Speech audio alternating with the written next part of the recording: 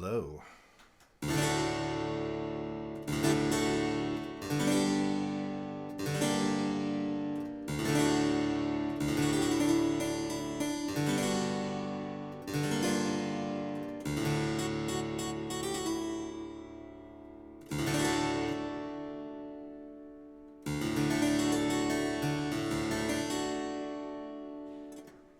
All right. Going to work a little more on what I was working on earlier, using some 2K mats, and I did them kind of in a reverse, sort of in a reverse operation before, to take advantage of doing some sort of automatic black and white conversion there. But I'll flip that around, and in the meantime, sitting in front of the computer doing the stuff for 4 hours this morning, I feel like I need to work out, so I'll work out with my fingers.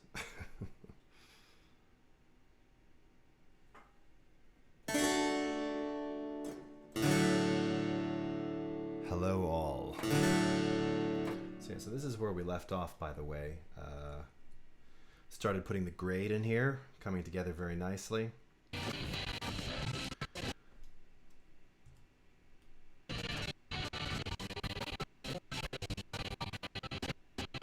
So you can see I flipped this one here. So we had the monochrome, bit of the monochrome before. Oh, and here I was readjusting levels for you because I have I'm now calling the Kurzweil the mothership because it's so loud.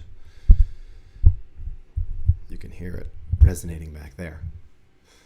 Yeah, so this is really for a quick grade and dropping some, and again, these are all dynamically linked After Effects comps, logos and everything captured in shape this morning and the day before, so you can see all of these in here. So cool.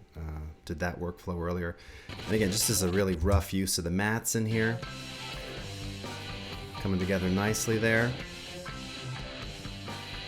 Gotta tighten up the transition there. Get rid of that shot. But it's coming along nicely, you know? I'm very happy with this. Seems interesting if you like keyboards and games. You know? Yeah. Dig. All right. So, in the meantime, taking a break from that, and also showing. So I was showing before, sort of readjusting the parameters for the motion blur, and also changing. I was talking about changing the stroke on some of them, so you can see now I altered some of that before the stroke was black, so you had this sort of black bleeding through here. Now I've changed all to white. I left it at the default. Again, we're viewing here at 8-bit, not in 16-bit, and I dropped it back to 16 samples as opposed to 32. So, but that's again by design here. So this one, again, using the default, the motion blur was super beautiful. No change necessary there. Again, with the track mat and the color, it's very vibrant here. This looks good. Probably brighten this up. This is still flat too. Yeah, or not flat for that matter. Not treated in any case. So I may still. I haven't even touched grading any of the video game clips yet, but I'm liking it. It's definitely coming along nicely. So. But like I was saying earlier on the stream this morning, the weather suddenly got so hot after being cold for a while, and I don't know, I think from sitting, I don't know, it's not, my back is fine, but just needing a workout, you know? TC, how are you? Douchey Rocks, how are you? It's been a long time. Thanks for joining me. I'm gonna have to move this over here just because, again, it's just gonna be too loud with me plonking away. I'm gonna drop the amplitude a bit so you don't have to hear the jet engine, but you can still hear me.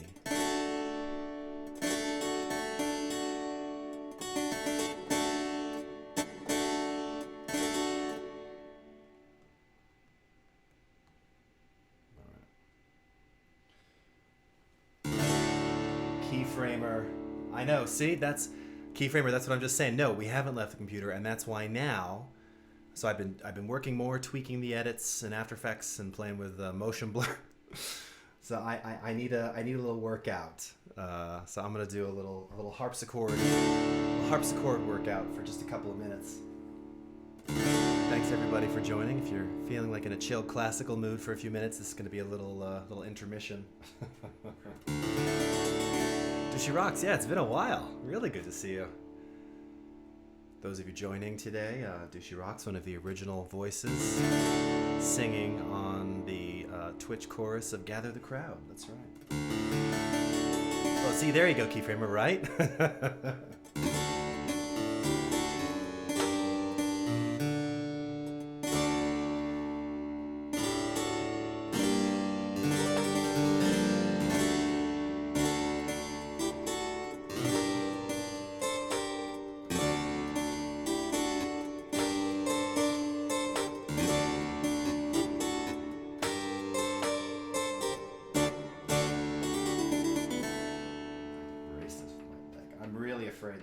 Take down this whole thing is going to come.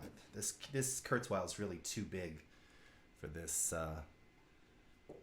Keyframer. Did we remember what this stand was called? This Z stand thing? What is it called? It's not the wedge. What is it? I don't know. I've had it forever, really, since like the early 90s. It's amazing. I mean, you could absolutely take somebody out with this thing, and the way that it works is fab, but I'm just afraid this is really going to come crashing down on my legs.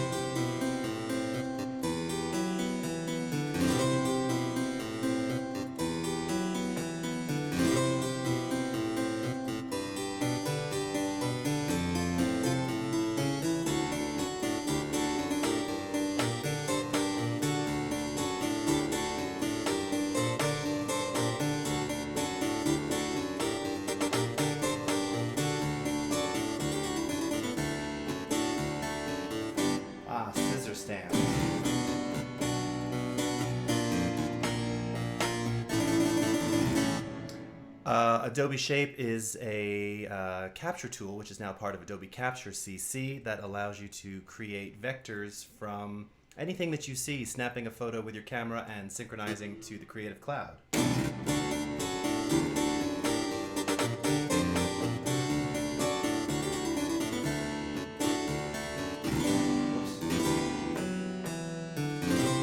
Yeah, there's something else, there's some other name. I'm forgetting what it is.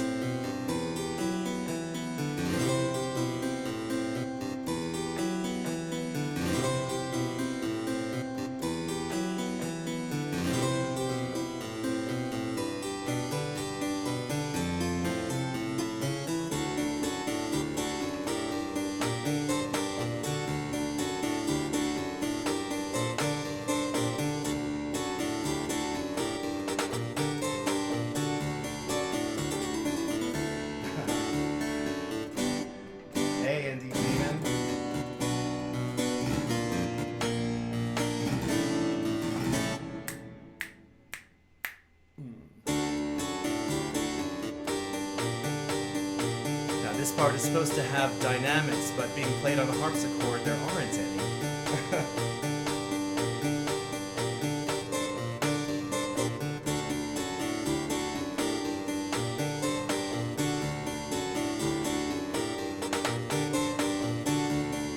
Z-stand, that could be it.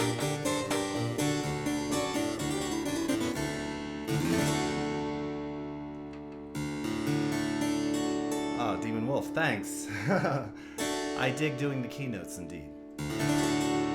Z-stand. I think that's it, Keyframer. That's it. So yeah, rocks. I'll show shape. In fact, what you're seeing down here in the bottom, These are, so just imagine, see my coffee cup here? All right, now that happens to be black and white monochrome, but like I took a picture of, I had a Beatles mug on Friday doing Yellow Submarine, and I took a picture of that and it creates a vector from that. Or I did this logo from, look at those legs, Dem Gams, from this album earlier today, and you can see the cursor lingering over there.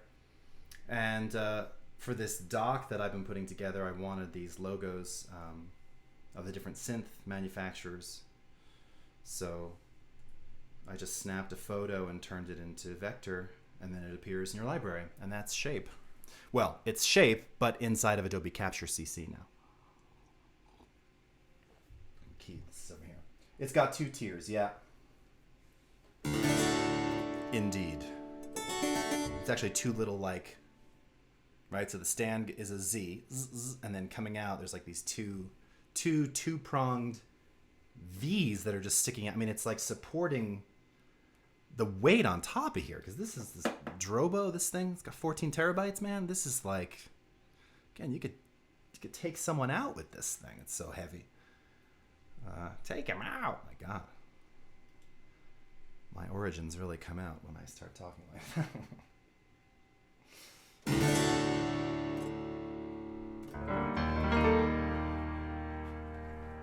Name that tune.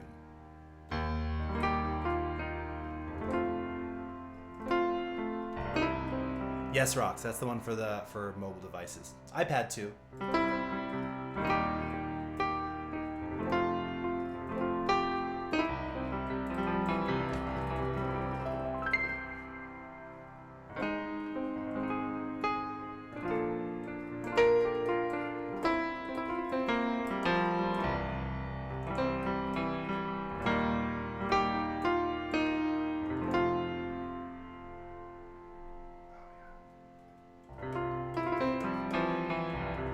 Carlo Verso, hey.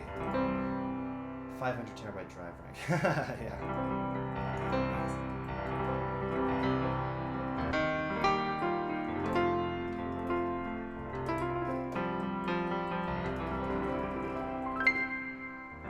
Carlo, thank you for joining us. The evening hour.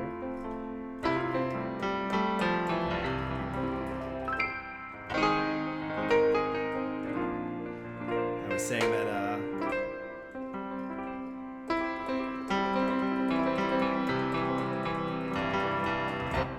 see, that's what I can't stand about triggering up. I spit on you, but it's just not a real piano, man. Oh, fat. That just ruined the whole thing for me. Fat.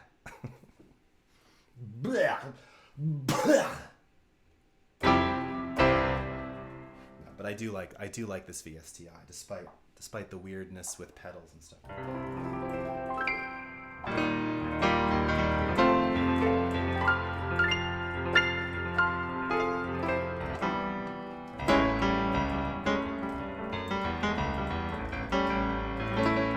So yeah, I was saying that I'm doing a workout because I can't leave, and I've been in front of the computer all day. Streamed for 4 hours this morning, which is awesome. That's the longest, actually, so that's the longest stream I've done to date here on Twitch. It's actually probably exactly like 3:30 or 3:35 to be exact. It was great. Really had a good time.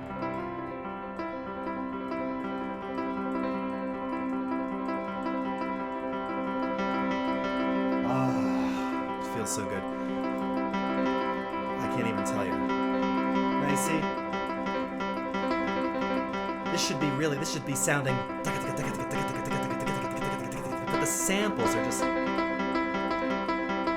it's not doing it.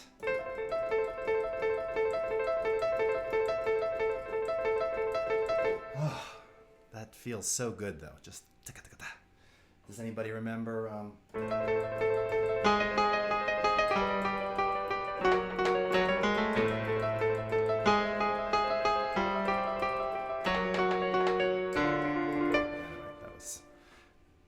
somewhat of John Lord's organ solo in Highway Star. But really, they're finger exercises. They're Bach finger exercises.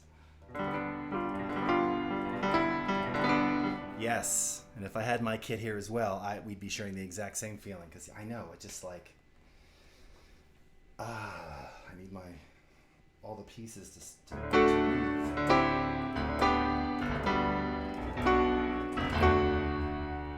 I'm missing those last few notes because this is a 76 key, not an 88.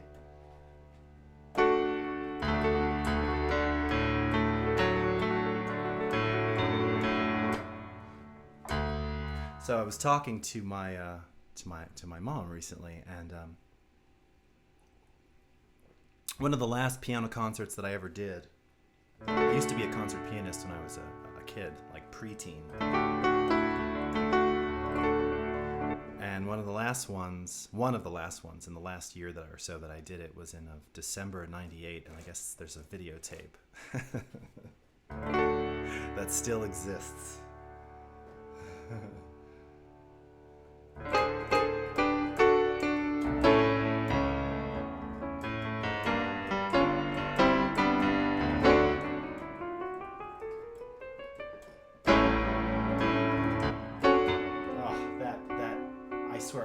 I just can't even bother with the pedal, because every time it cuts me off like that, it just, you know? Yeah, now I need to switch instruments. All right, that's fine.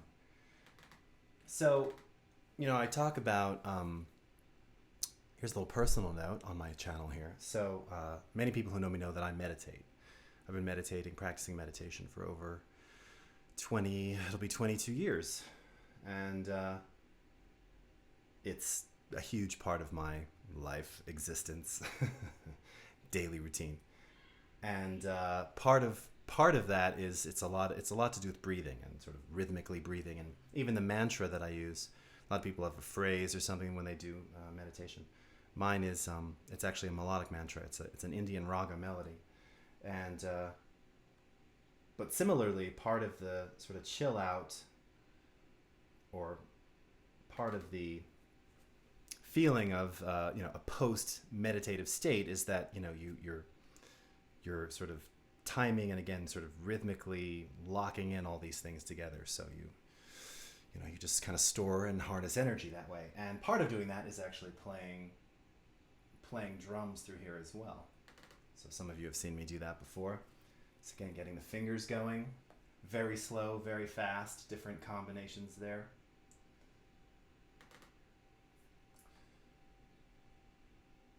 There's a group on Twitter. What's the hashtag? It's not, so if you guys and gals know Post Don't Stop, that's a group for like, what is it, Wednesday audio, the Post, what is it called? There's something on Wednesdays on Twitter, Post Chat. And I've been in there a few times back in the day.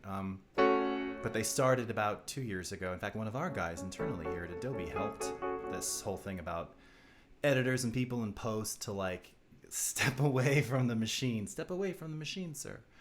And, like kind of work, whether it's working out or walking or whatever, but just doing some physical activity to reinvigorate. Drumming, these kinds of things do it for me.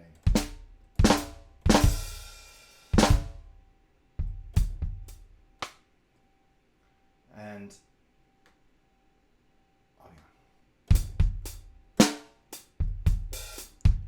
doing things very slowly.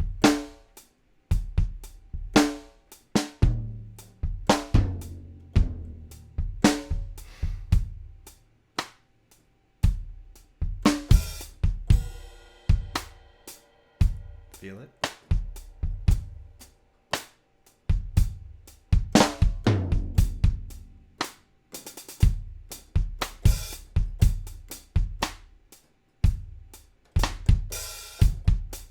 Oh yes, physical activity for sure.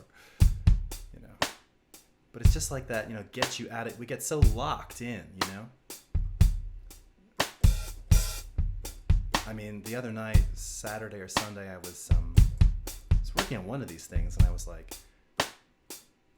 what was I doing? I was like moving titles around in time and swapping things like, you know, a couple frames here and there and making really, really small changes. And 30, 40, 50 minutes later, you know, you're kind of like, wow, I'm completely lost in this and hadn't moved.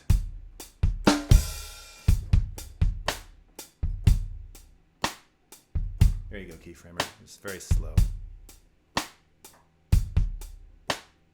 Dry.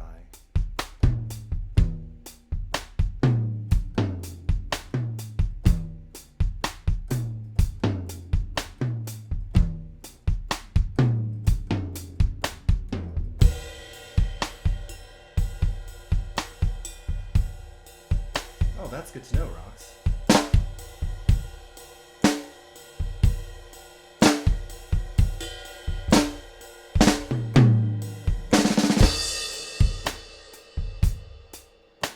Goldarama, yeah, mouse hand, right? You know, I'm not really one to use a pencil either.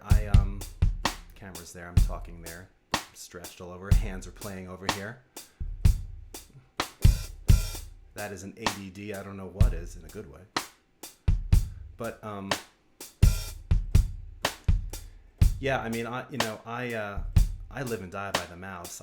I'm not a keyboard shortcut person, so I'm very conscious of, you know, working out the hand muscles and not getting sort of cramped up.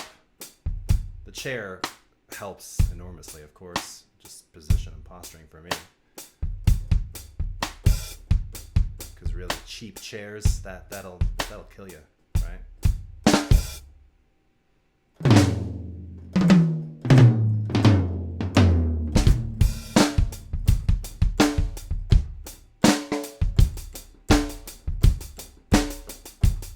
This keyboard, it's hard to do like a 16-note hi-hat.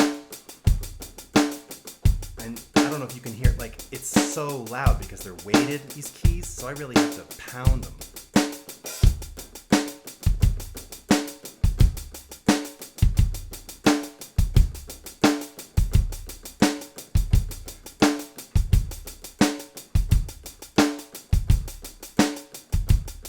Oh yeah, Carlo, we're good with the music there, brother. It's all mine playing underneath me. And I'm not even using the stuff that's like on Spotify and all that because it would get flagged. So we'll see. Hopefully, you know, I didn't include any of my commercially available stuff in those playlists. So hopefully it's okay. But yeah, there's about 4, soon to be 5 up there. One's uploading now.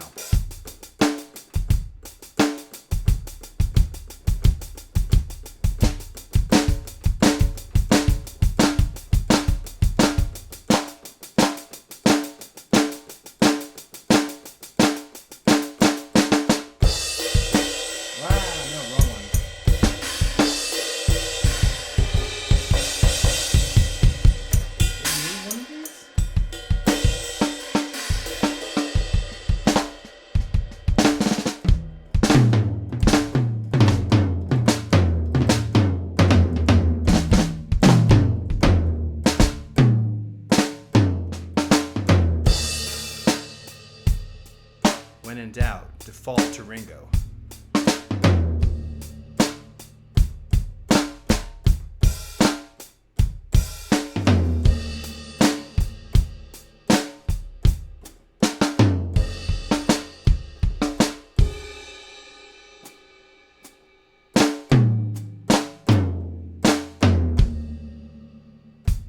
Ah, feels good.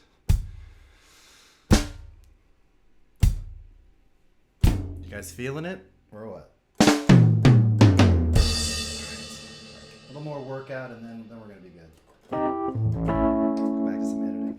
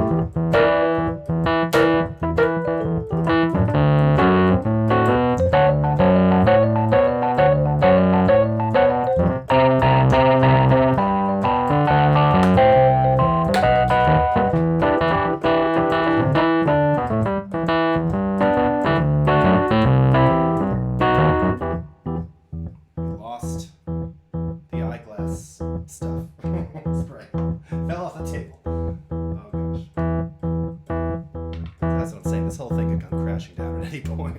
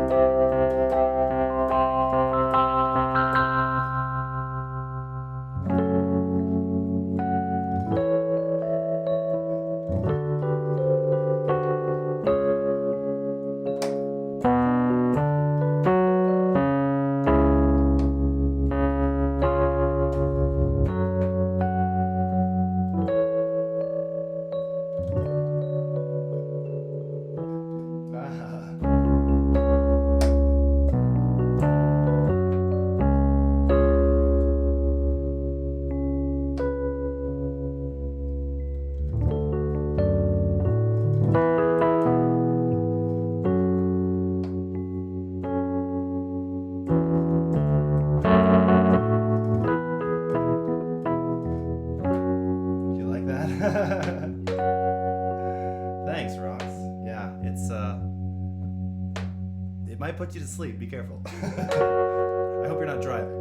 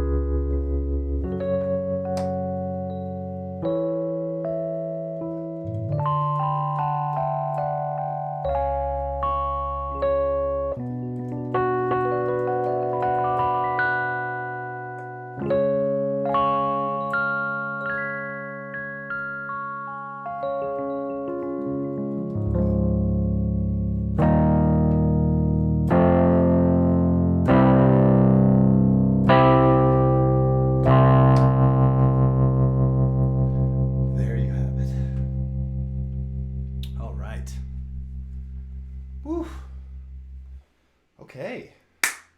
And sometimes that is all you need to get back in the groove. So how long was that? Like 20 minutes? Yeah, man. That's a good break.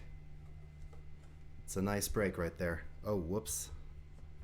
No iPad. I just closed my iPad. Sorry about that. All right, so let's get back to where we once belonged. And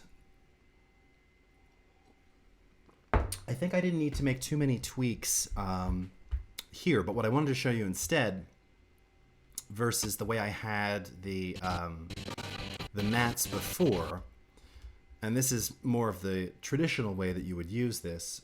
So here is the mat itself on layer 4 here, and here's the video underneath it of the gameplay. And on this video you can actually see here that I've got the track mat key applied. Composite using Matte Luma, and the mat of course on V4 here. So very easily, very smoothly gives us that look. Now again, I fixed the stroke that previously had the black edge on here. Let's see. I don't think I had any of it on midway. Yeah. No issue there. And on the Moog text, yeah, see, and I still need to fix this. This transition's weird. I'm also not sure what I exactly was doing right there. Test grade. There's a couple layers that were left over here. They were copied from other things. I think, yeah, these aren't even enabled. I should just get rid of these. Little cleanup here. Oops. Oh, my stand just fell apart there. All right. So did you guys and gals enjoy that little musical interlude? I was saying today, I think, you know, from now on every stream, at the end, I think I'm going to do a final 30 minutes of playing. Making some music. Recording, of course, and we can record it all into Audition. But yeah, I think that's a good idea. Okay. So I'm going to drop this a little bit. Take a look here.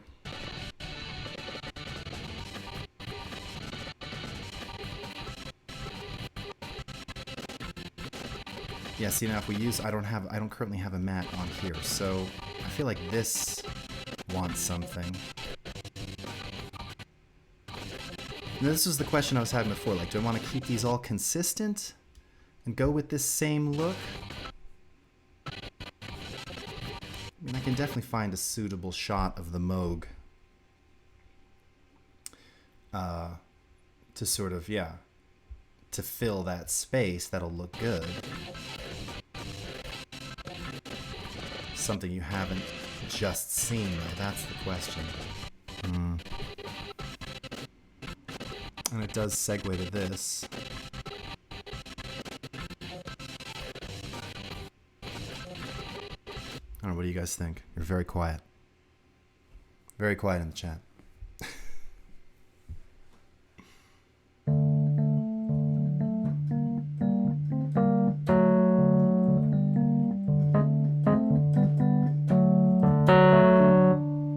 Okay. All right. Do you want me to sing a song and then you'll respond? Also, by the way, that looks kind of neat. Now, see, one thing I'm wondering here. Do I have AE open right now? I do.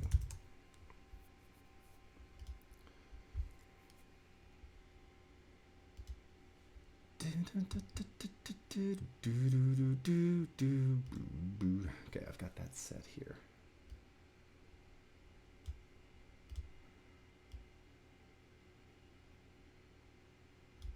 Let's bring this to 9 pixels instead of... Think about that, lurkers. Observing, that's fine. I love having you guys observe. Sorry, Dad, I didn't mean to forcibly make you reply. Sorry. What do you think of that though? Thicker. I think that looks better. Maybe not 9, but let's take it to like 7. Because I was almost getting those. So I changed the stroke. It was still black, so I changed it. Here, wait. Let's just do a quick preview on this. Love you listening in a galaxy far, far, far away, Darth. It does pop out more, right, Zeta? Yeah, cool, okay. You know, again, that was untouched from the original capture in Shape, which, by the way, oh, hey, Dead Planet. Good to see you. Rox, are you still with me? Because I'll show you real quickly. You are here. I will just show you the app. Since you mentioned it, let me just fire it up. Go to QuickTime here. Hold on. This, by the way, you know, this is something for those of you, it doesn't matter even if you present or not. Like if you ever just need to capture your phone, your device in Mac OS, you know, you can use QuickTime to just read whatever's connected via lightning cable, and it's phenomenal. You know, it's great. I mean, I used to do this. It used to be quite a we still sometimes do. I tried to do it actually on the stream not long ago with Reflector, and in that moment, Reflector stopped. Oh, just excellent. Okay, good. Well, so Rox, here, this is for you. I was just going to show you, so you can see Adobe Capture right here. I'm circling my mouse over it there. So let's launch Capture, and so here you can see, so Capture now combines what used to be four separate mobile apps. Adobe Color, formerly Cooler, Adobe Shape, which is for creating shapes, vector shapes, Brushes for custom brushes, and Looks, which are, you know, take an image, snap a photo, and apply that look to... all right, hey, Keyframer, great to see you, man. See you next time. Yeah. So you snap a photo and it'll create a look, basically a LUT that you can use in Premiere and After Effects to grade your footage. So, but the shapes, yeah, these are, I mean, you can literally see these are just, I just took vector shapes, created vectors from either images or something in the wild, you know, and here I could even show you just now. If I go to plus here,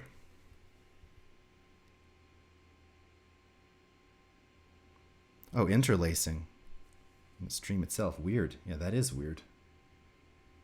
Yikes, interlacing. Okay, wait, now that's, let me, the coffee cup won't work. How about, oh, wait, I was going to try this. So, all right. Now, of course, could I find text that was any smaller? So, like, this would be if I wanted to get that Let It Be logo. Hold on, I'm holding the phone. It's all like one-handed here.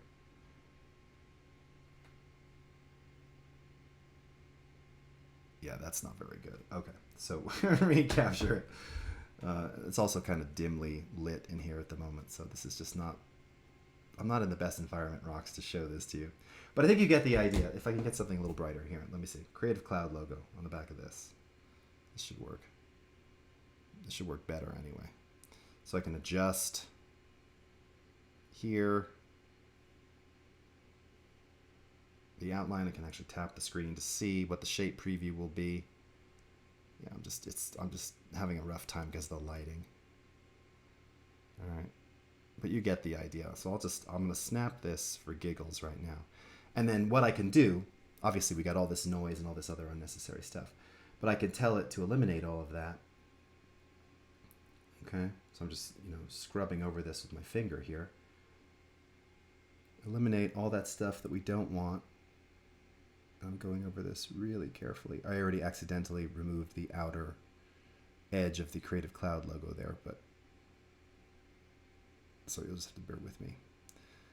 Whoops, nope. So we'll go back to keep in shape. Again, I can tap this to keep part of that in there. I tapped too much. Yeah, careful movements with your fingers. Also, better lighting would be better. Point is, I can go next, and it's now going to create vectors. Right, that's terrible. From the image that I just shot. And when I do that, of course, we're going to call the shape 22 because I'm going to erase it anyway. It appears there in the library, in Jason's library, in Capture CC. But if we go back to After Effects now and go to the Creative Cloud libraries, there it is, shape 22, just created right there. And yeah, if I wanted to, I could drag this in now and put this into a new comp, which I won't keep, of course. So there it is right there. Okay. And I can convert this to a shape layer. Something like this. Now again, you see you've got access to all the vertices now, so you would more than likely bring this into Illustrator anyway. You wouldn't necessarily bring this directly into After Effects. But point being, because now it's vector, I can scale this up to any size. And, again, I was using the original comp size too. That's why it's this weird, strange size. But you can see that it's smooth. Vectors are smooth, beautiful, sweet edges. Yeah. So anyway, you get the idea. So that is Shape, a component of Adobe Capture CC. We're gonna get rid of those. Cool. You're very welcome. Okay, so where were we on this? What was I doing here? I don't think I was doing anything on Midway, was I? What did we fix? Oh, we fixed the Moog text, right? Yeah, made it thicker. And by the way, subsequently, thinking about that, oh, and here, I should probably get rid of this now. We don't need that anymore.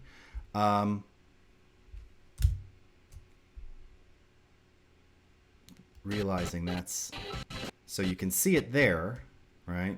But when I cut to this shot, well, I guess it's very brief. I'm thinking the rogue needs to be, the text needs to be a little thicker too. What's the difference between After Effects and Premiere? So fundamentally, the main difference is basically that Premiere is video editing, so editing, and After Effects is, while you can theoretically edit in After Effects, it's more for motion graphics, compositing, animation. So basically think of it as bringing Photoshop and Illustrator layers to life, but that side of it, and it can integrate with the edits that you're doing as well. And of course, you can process things. You can color grade in there. You can do all kinds of visual effects. But yeah, so it's really motion graphics and visual effects. That's what After Effects is, and Premiere Pro is editing. Editing and delivery. So again, exporting to all the various formats and flavors that we use for delivery. So I'm going to delete that right there. We don't need that one. Cool. I don't need a lot of these, actually. I'll keep that one. I'll get rid of this Moog one. That was bad. Get rid of the Columbia Monkey Cup, and we'll get rid of this. You can see down here I recently had to use some stock imagery. It's funny, this one's licensed, but the preview shows the watermark in there. It's actually not anymore. So if you guys haven't checked out Adobe Stock, you can actually now search right inside of the app if you're looking for stock materials. So okay, cool. All right, so yeah, the Moog. Let's fix the rogue text. And that's just a matter of resizing that. So it's 61 thin. Let's do light. Let's see what regular is. That might be slightly too thick.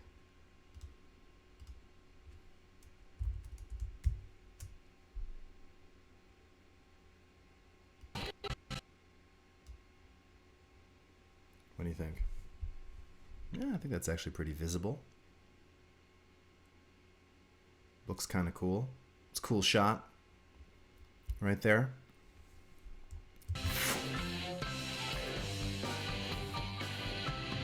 Yeah, and same for Galaxian. Now again, because these are all in the same, they're dynamically linked individually, but all from the same master project file here. Again, just as we're going back and forth, I'm saving it to the AEP file because I want these changes anyway. But even without having done that, I'd be able to go back and you'd see the changes update the same way. Hey, CBR. Thanks, Goldarama. Yeah, I think that is looking good. And so I just changed it to light. So we'll do the same. We'll do the same for all of these. And now that I see that, So that was with the, what did I, that was with 7 pixel stroke width. Okay. Yeah. Okay, that one's better, that's better. Analog v digital, yeah, that's... Now again, I should really just do this on separate layers anyway. I'll probably wind up doing that later, but for the moment, we'll just leave it as it is. I'll make this text light. That's fine. And midway down here, and Galaxian, same thing. Light.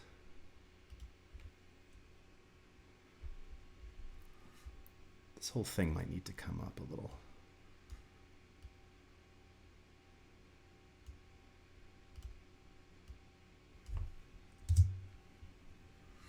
Quick little preview on that.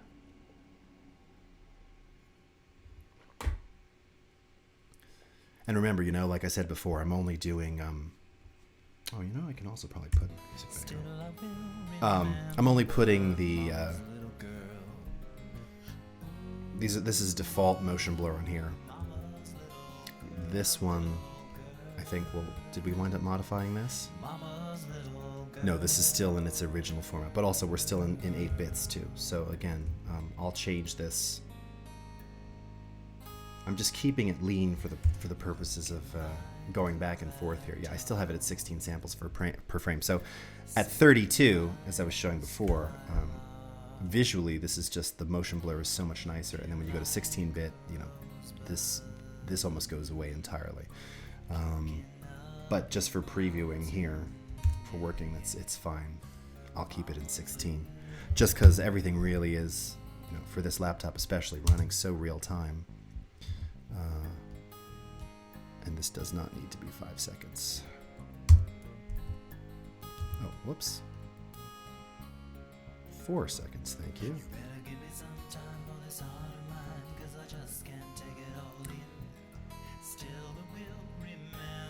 What is happening with my mouse movement?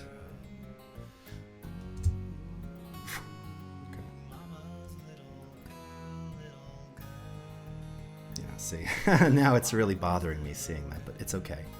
I can live with it for the purpose of this. All right, good. And we'll preview this one as well. I've got some cache frames already, which is good. This one, same thing, you know. Okay. So there's that text. Yeah, so what do you think? You think the same consistent matte used on this one? What do you guys think? Should I use a matte over the Moog text here? Same style? This is kind of what I'm struggling over to decide.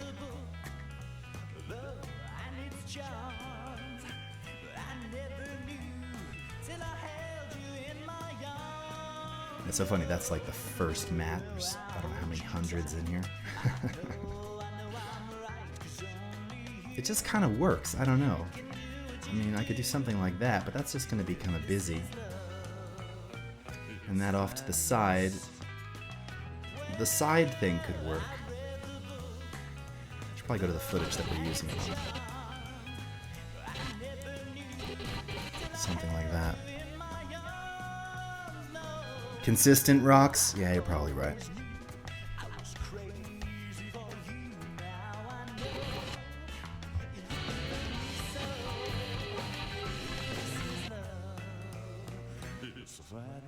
I love that right there. It's kind of hard to see the logo. I technically need to, yeah, I might need to slight shadow here and maybe vignette these shots a little bit more, just to make the text pop a bit more. Is there like a little light leak in there? Oh, I added that. Okay. I thought that was real. No, that's added.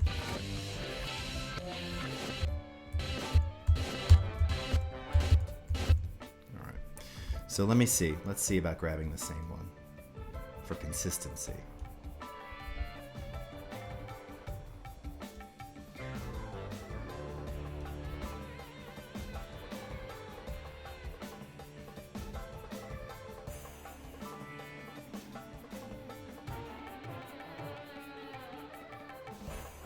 Where is it?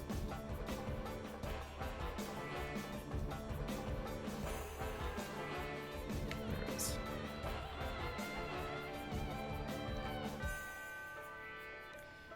Yeah, see, I have the Moog text on there for a while. I'm not even sure that it needs to be on quite so long.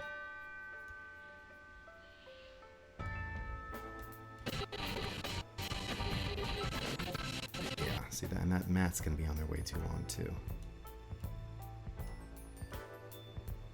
And in fact, here, we got to swap these out.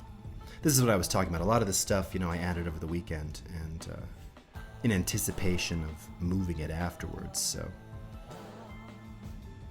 this really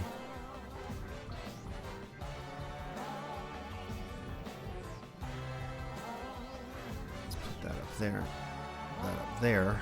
And let's get the footage. Just find a piece of footage.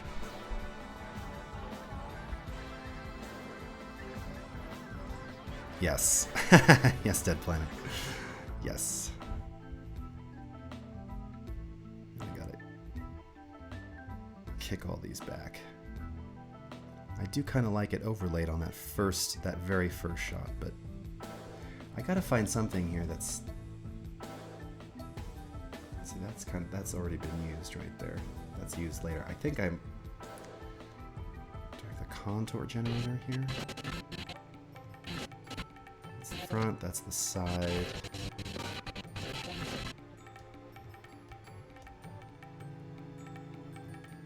That's the oscillator. Okay. All right. Maybe the contour rack. If I didn't use it already, I may have.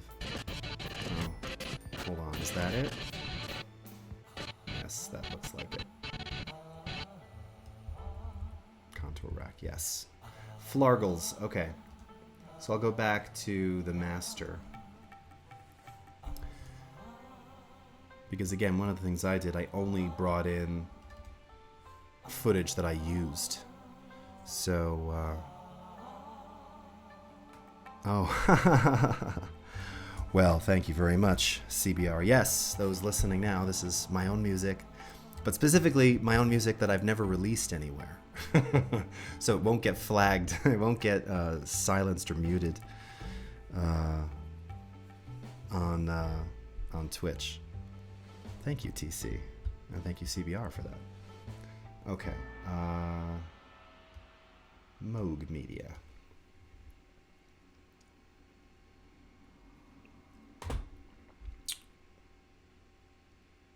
Oh, cool. Ha ha ha. There's a shot. Nice. Spaced on this one entirely. Okay, so here's a shot from the top, but I liked. Yeah, what was this? Oh, there you go.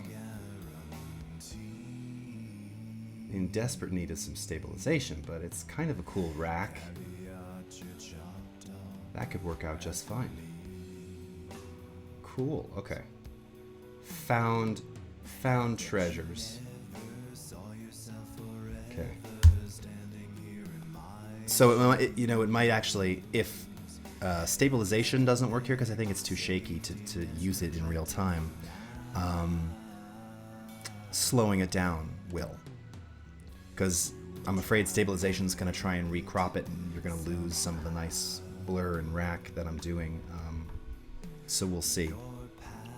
This may not work, but let's see. It's in for such a short duration. I think that's even too long right there. I may just have to.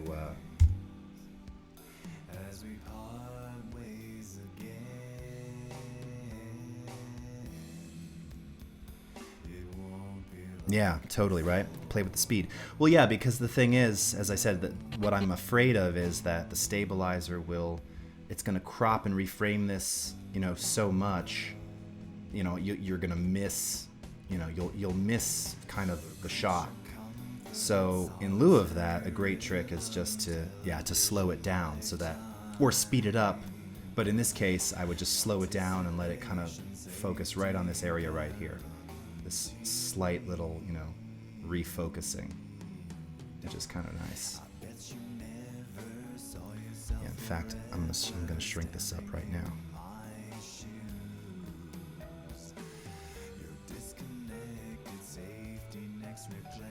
All right, so let's get the track matte key. Perfect. Double click. Matte Luma and V4. Okay, now again, I've got to move the text now. I've got to shift the layer of the text. Okay. So this is over top of that. And I got to move this up again. I'm actually seeing all of my track organization now. I'll do it later. That's exactly what I said. I'll do it later. That's what I'm having to do now. All right. Hey, bye, Rocks. Very good. Yeah. Great seeing you again, too. Awesome. Okay. So, where can I move this? I'll move this up here. Again, a lot of these things aren't even going to be here anymore.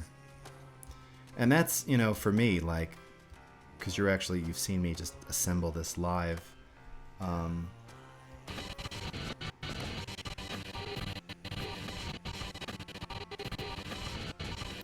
See, I'm not loving it as much on here.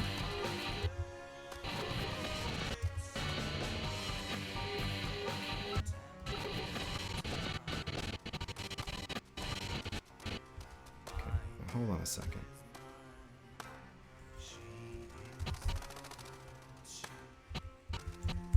Yeah, see, I don't love that either.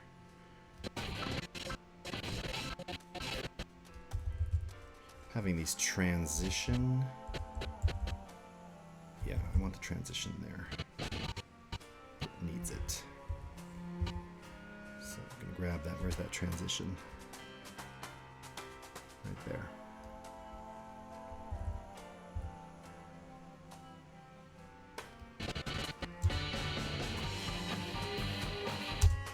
Taking too long.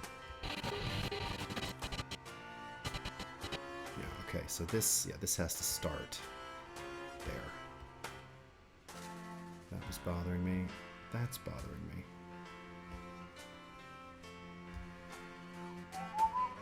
Oh, and look at that.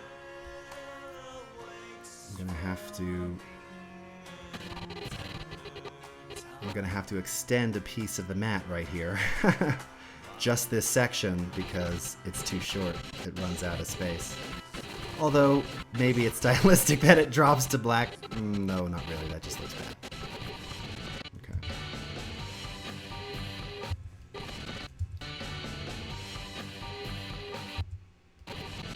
Oh, I like the timing now, though.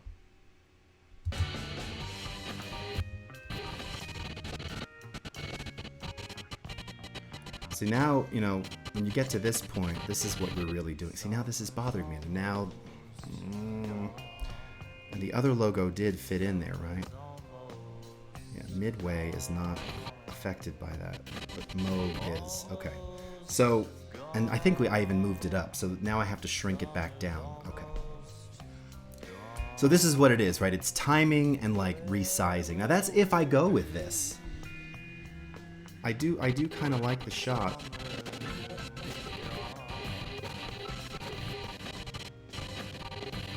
And you see what I mean? Like, it's, in fact,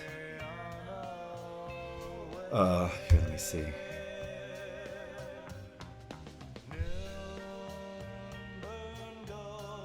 I want to start this.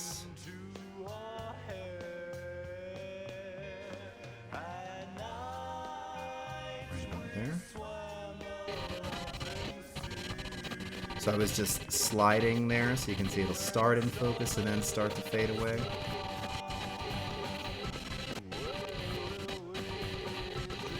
But I've gotta move this now.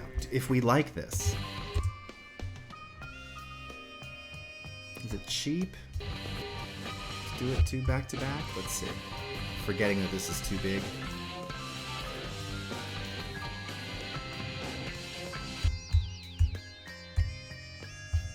Yeah. Alright, I like the consistency, but I gotta shrink it. Okay. So that's what we're gonna do. Alright.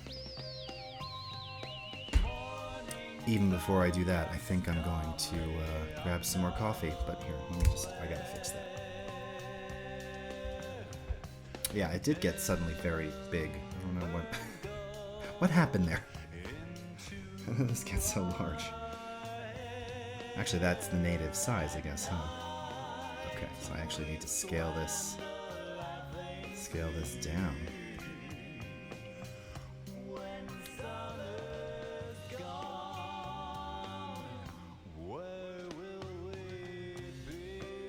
About 80.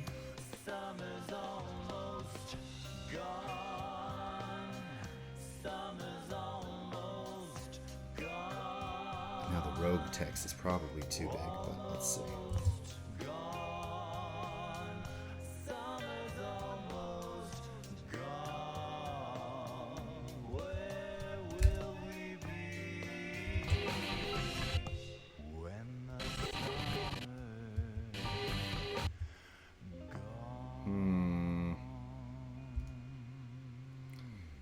It's right in there. I gotta move it down a hair. I'll move it to the edge of the action safe. Because I don't think I want to make it any smaller.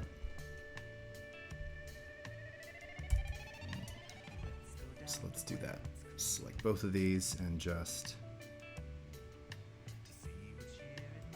like that.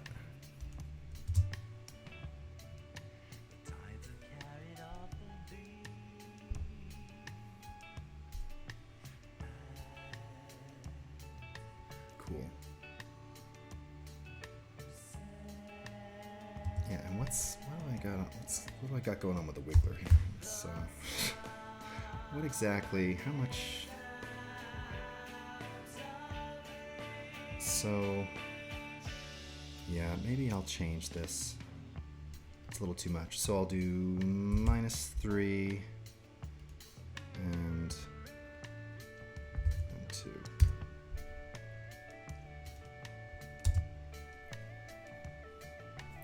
It's a little less. And yeah, 4 wiggles is okay. I'm okay with that. For the moment.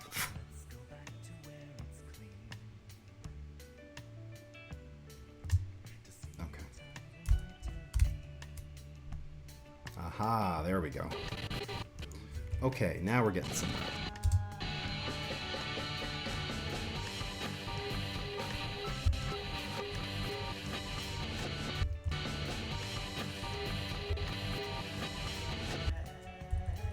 I think this needs to be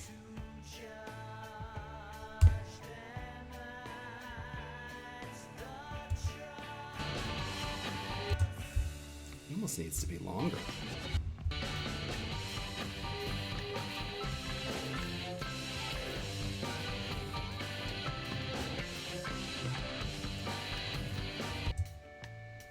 Okay. I still like that for that one.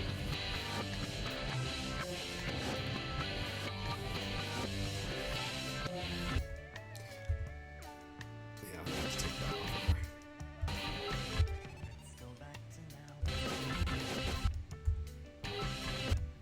I'll keep it on, you know what I'm going to do? I'll keep it on for this, but it's out by here.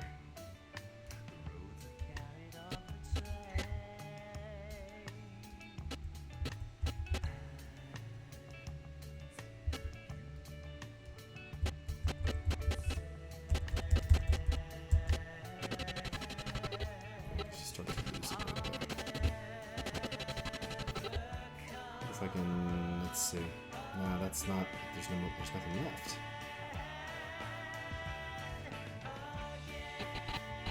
the mat isn't. I have to cut the mat. Alright, I'm gonna leave it black for now because I may change it. I don't necessarily love it, so.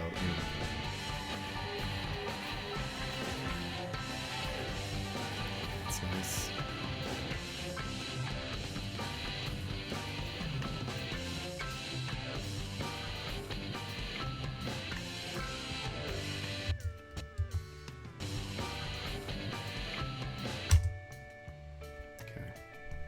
All right, I'm gonna go and get some coffee, and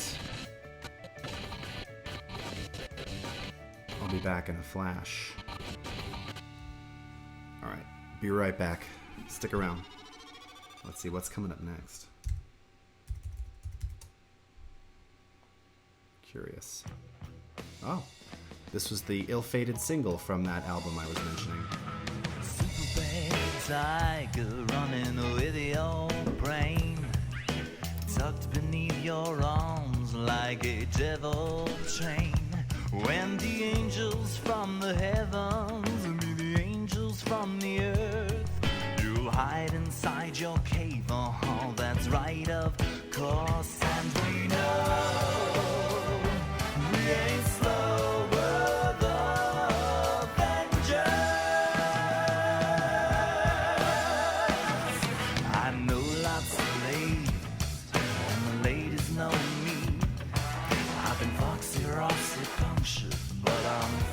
Born free, you can needle trickle kiss me with the honey from your mouth. But believe me, I'm a bad moon mobster. I will never come to your house. And we know we ain't slower the vengeance.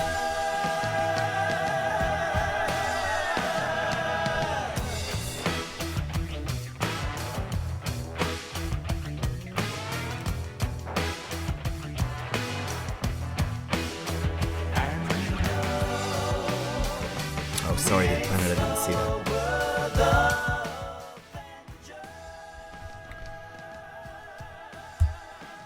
Yeah. So there's the,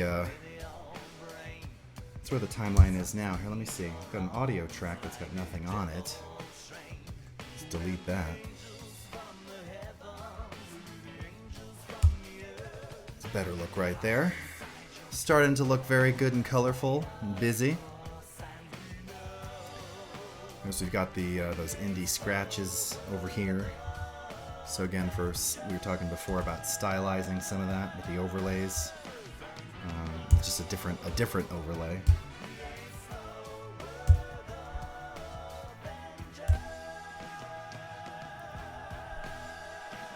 Oh, do you dig it?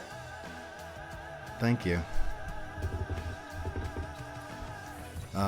It's Twitch. You know, Twitch apparently today. Apparently there's been a whole bunch of weirdness going on with Twitch today. So, well, thank you very much, CBR. In high school, I was taught to never cut on musical beats. Is that a rule you were deliberately going against, or is it not as much of a rule as I was taught? So I've talked about this before, and because I've been cutting since, now I don't know when you went to high school, but I've been cutting for since tape days. And in those days, yes, you did not cut on the beat deliberately, and that went for video and actually editing audio in analog tape. You always cut a little bit before. And part of the way, I don't have my tape machine out, but you know how you actually would cut on an angle, and right, you'd kind of get this auto crossfade happening. Digitally, there's really, I mean, so it ultimately, because you're working in samples when you're in audio versus frames in video, the actual beat itself is not likely going to end up on a frame marker, right? Like a specific frame. So, as you may have seen me do here, in many cases, I mean, and all, you know, you can watch these, right? These cuts are tight cuts, and they were done blind, right? I was, well, not blind, I was using my metronome track as a reference, cutting basically on the beat. But none of the beats really fell on a frame marker.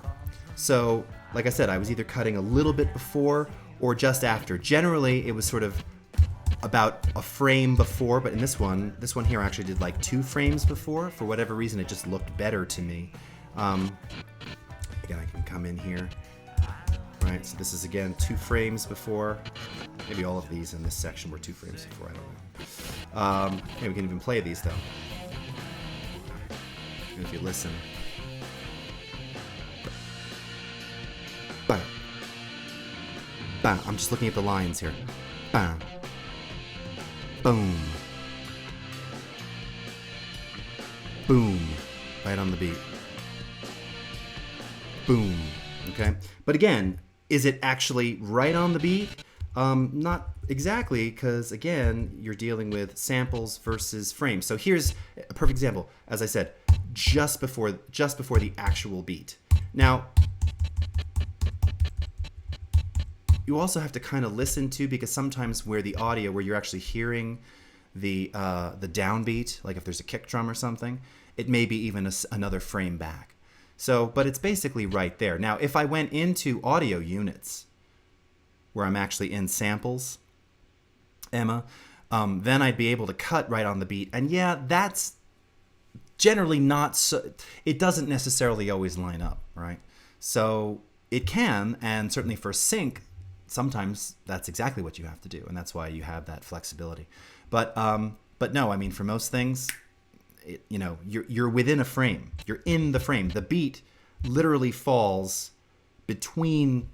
It's somewhere in the middle of the frame. Just how this tempo happened to work with this timeline. Many times it may be more to the left of, more to the right of, right? So it's really kind of just what works. But yeah, no, I've heard people who said, "Oh, I was taught never to cut on the beat." Digitally, that doesn't really apply anymore. That really comes from like an old, because I was taught that too, but that goes back a long time ago. And like a perfect example is digital audio. When you overdub, right? So you're like what you see me here with all the instruments, and if I made a mistake, back in the day, you'd say, "All right, let's just take it right from here. 2, 3, 4, punch," and you do what's called a punch in, right? In the analog days, and it was a whole technique, and it was a whole body thing, and I admit I was very good at this. And you'd have this like, ka-ka! You'd have to hit the tape machine. The tape machine has to hit this, and then it's got to hit the capstan and go into record. You couldn't do that on the beat, because in an analog world, by the time it gets there, you've missed it. So it was always a little bit before, and you had to know, like, the give of the tape machine. You had to feel it, where to get in. Digitally, though, it's instantaneous. I mean, it's really micro milliseconds. So punching, and then of course non-linear, it doesn't matter. It can be right there. It's just that it doesn't always necessarily line up visually because of the way things are synchronized. So yeah, does that explain? That was a super long rant. Emma, you've probably already left the stream. Sorry, it took me forever to say that. I was just giving you my history,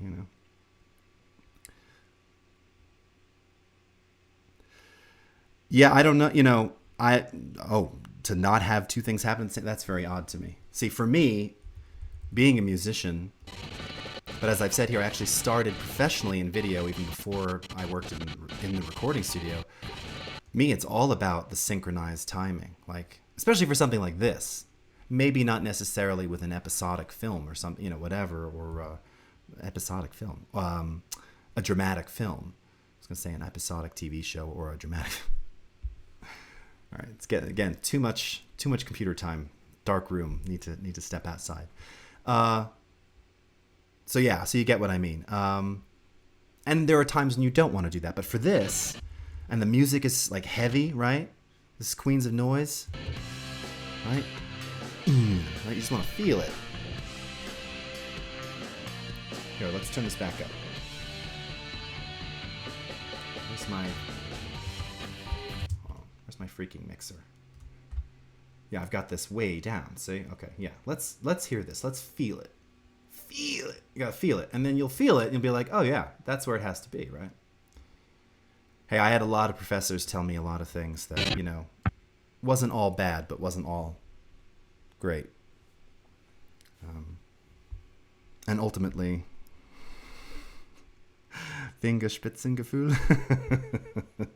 And ultimately, it's just what it feels like to you, right?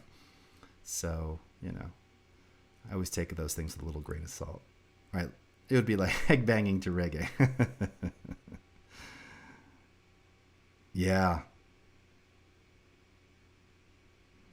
That timing between the pressing the button and stuff, dude, that was, right? Did you do that back? I mean, it was hardcore, and it was so good. And I remember when we went digital, and the studio that I opened up, I was living in Nashville, Tennessee, and I was one of the first guys at that time to have 24 tracks of DA88. And the big thing was I had this, it was called, what was it called? The RC, the BRC? No, that was the ADAT one. That was the big remote control. I can't remember. Big remote control for these 24 track tape machines. Well, 3 banks of 8 digital. And the whole thing was like, you could punch it was just right on the beat so quickly, and every time it worked. And it did this little digital crossfade so that there would never be any like clipped transient. Yeah, it was dope. And people were like, ooh, it was a big deal. So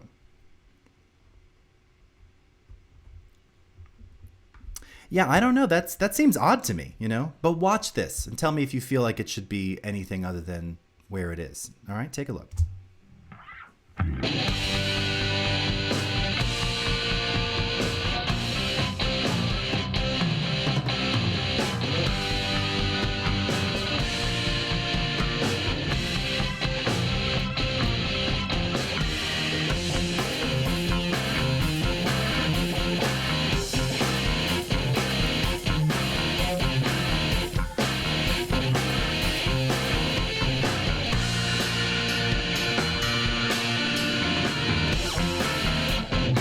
Hearing that.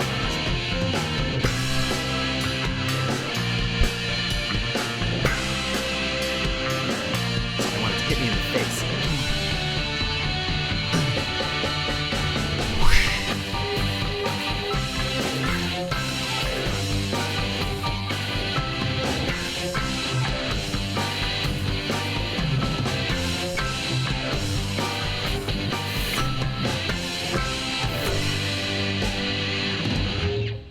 I mean, that's how I'm feeling it. And actually, now, as I look at the end, you can see some of these, like, these are not totally in time. And yes, I think for, like, the text, I'm taking a little license there, because the text isn't actually flying in. I wasn't adjusting that towards the beat at all. So I think there's elements in here that actually, where that applies, But the cuts themselves, it's rock. I'm feeling it. I'm feeling it on the beat. It's rocking me. Look at that. See, this is a cool. Now it's funny because that's got a bit of the After Effects text. Someone asked me earlier. That's natural lens blur. That's not faked or After Effects. And just with the LUT applied, look at that. Really nice. It's like really nice film grain, right? It looks old. I mean, it is old, but I mean, and I don't mean that. I mean that in a good way. Like it looks retro cool, and that's exactly what I wanted. And we were just working with those applying LUTs and doing stuff with that earlier. So that's pretty cool.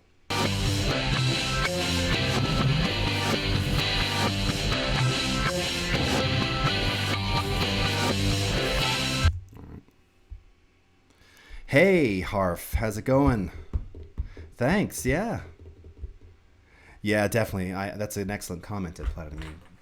It's always good, and hey, listen, I don't edit for a living, so, I don't have to be as creative as frequently, but yeah, I mean, that's it. Editors who do this, for like TV and SNL and these guys and gals, I mean, they are like constantly trying to think of new ways to do the same thing, because, there's only, you're trimming, yes, you can do, there's different types of cuts, that you can, L cuts, whatever, different ways to display the same thing. But ultimately it comes down to, showing an image and having sound and whether they're in sync or not, and how you stylize it and deliver it. Yeah, super creative. I mean, some of the most visually creative people who are not traditional designers that I know are editors.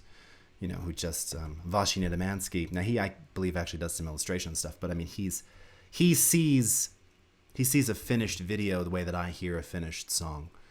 you know, he knows like, yep, I'm gonna have this and this cut, and it's gonna be like this, and it's all gonna like that. I'm gonna pancake. Like, he totally sees that ahead of time, you know. Oh, Emma. Well, hey, you know, stick around. I'll teach you whatever you want to know. That's what we're here for. Have some fun. Get to play around. Get to see some of my vintage gear. Hear it. I just realized that, you know, it's funny. I think with all of this, I mean, I was basically shooting for the intro. I don't actually have any footage of making any sound with this device at all. Because I was filming it, so I couldn't exactly film myself playing it outside of, I guess, a tripod, which I could have done. Now that I say that, that sounds stupid. Forget that I ever said that. Yeah, and that's it, Emma. I mean, there's many schools that, and you know, you can do it any number of ways. We were saying the other day, you know, it's kind of like a remix. I mean, this is a first pass. I've been editing this. Look, this I haven't even touched. We were grading earlier. I haven't touched any of these clips yet. This is really just kind of a work in progress for the stream. And I've already changed out a bunch of things that I started with initially, including various grades and things. And, you know, again, applying different stabilization effects and other things. It just kind of changes, you know. Yeah, thanks. Cool. Hey, Lengs. Yeah, sweet. Emma M.A., is that for Massachusetts? You don't have to answer that. I went to school in Massachusetts. That's why I'm asking. So, okay.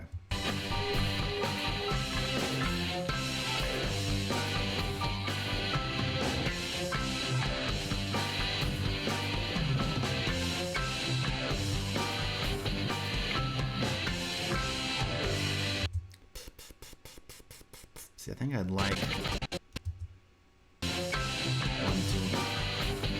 1, 2, 3, 4, 1, 2, 3, 4.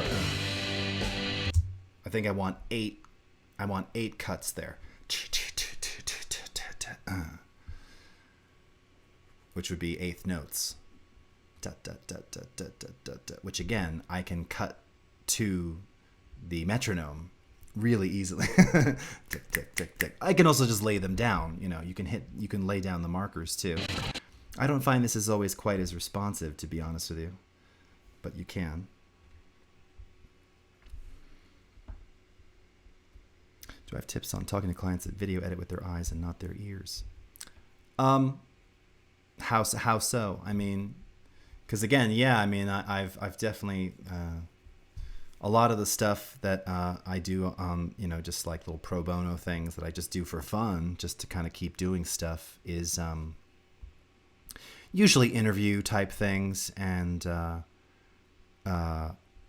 yes, just stuff with like some very basic narrative. And oh, Emma, got it. Very good. All right, you're not in Massachusetts. I know the abbreviations of the states. No, right? I've probably forgotten a lot of them. Don't put me on that show, whatever that dumb reality show is. Anyway, so yeah, I mean, sometimes it's kind of a meeting of the minds. I try and see things both ways, but sometimes I hear it, and sometimes they see it, and sometimes you're not always together. But yeah, it's hard to say. I mean, I'd have to kind of know maybe an example exactly, but oh, and CBR, I'm glad you've gotten a lot out of it. Yeah, that's cool. It's great to have you all in here, getting to see it kind of happen. Oh, and you asked if you still want to see, I can just show you, especially when we can pull it up with an alternative shot here. So here, let's just set this. Now, technically, with all that I just did here, this is probably V9.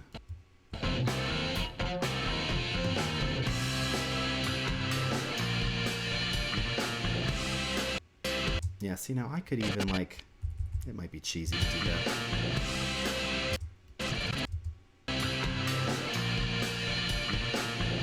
See, I almost kind of feel that kick drum is so deep right there. Do you guys feel that in your chest? Right here, listen.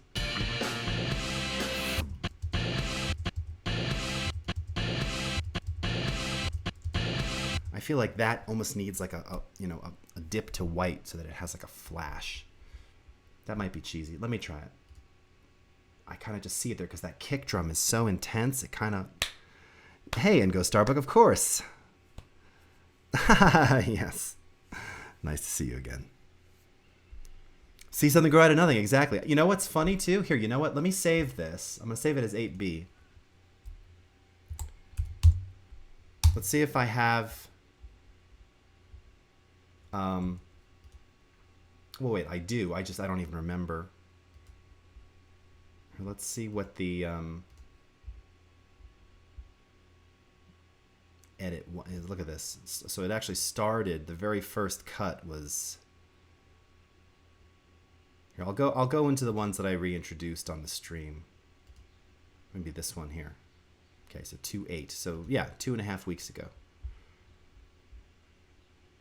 Okay, so right away, no grade. So you're looking at this really flat. Oh, and this was the original music. Oh, look. Totally different music. And this was, I was just focusing on the Moog at the time. No stabilization. It's just more like, I think this may have just been the review of the clips. Yeah. Yeah, 10 shots of me doing that with the Moog logo.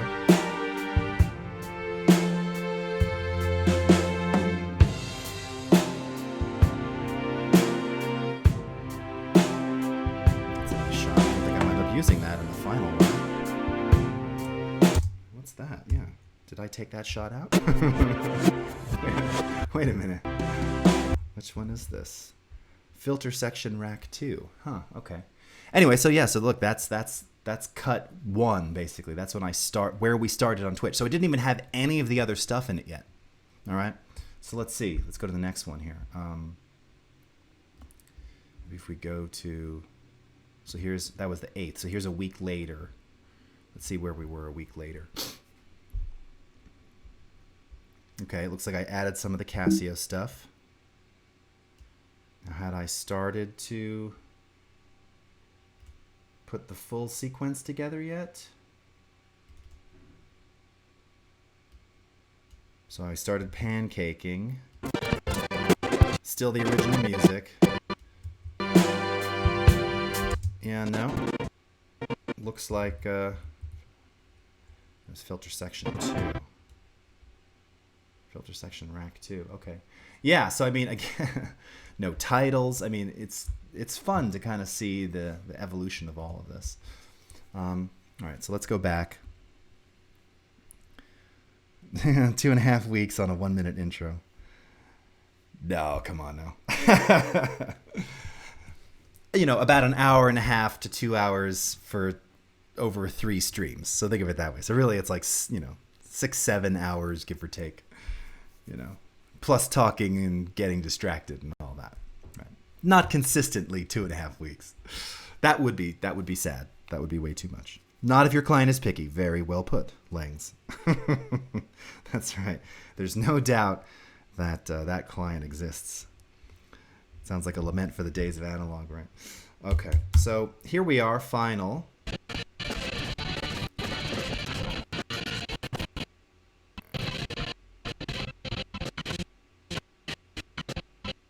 Now that looks like that.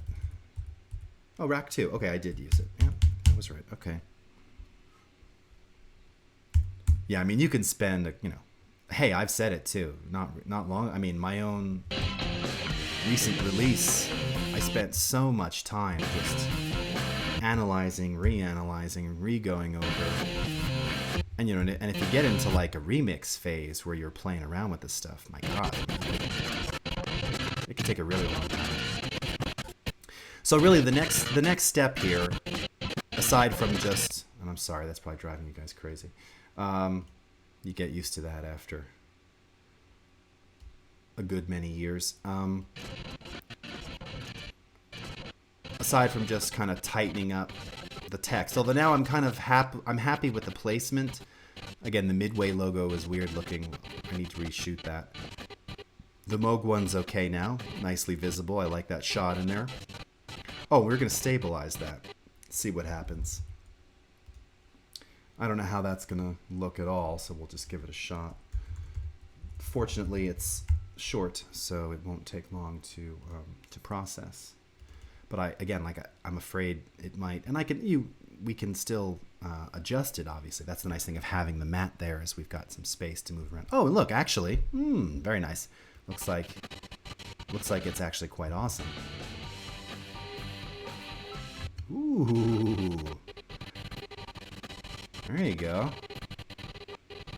Now it's got a little, look at the knob. Now, of course, I'm scrubbing at quarter res, so it'll look better rendered. It's getting a little warpy on the knob up there, but it actually...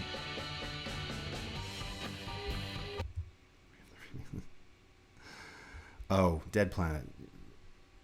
If ever there were more a true phrase, I mean, you know. Believe me, fully guilty of over remixing only to go back. I mean, so I just did this actually. So my EP that's coming out any day now, called Just Play Piano, Vocal, and Drums. There's a song on there that I recorded. Did you hear me tell the story? Like 4 years ago. Did a rough mix the day it was recorded. It was all tracked live. Did a rough mix that day. That rough mix stayed unchanged for 3.5 years. I never got a chance to mix it. Just too busy traveling for Adobe, working all over the place. Finally, I re-record the song. I do a whole new version, change the arrangement, overdub this version, do a whole thing, spend weeks, whatever, doing this, tweaking it, overdubbing this and that. Hate it. I don't like the new version at all. Go back to the original one, start remixing where I left off. So that original rough mix. I just left what I had and kind of glued on top of it. And it just sounded terrible. I mean, I just hated it. I ruined it. Totally ruined it. So, in the end, wait a minute. What's happening there? What did that, what? What's going on there? Oh, cripes. That's gotta, okay. I'm going, what? Did you guys see what was just happening there?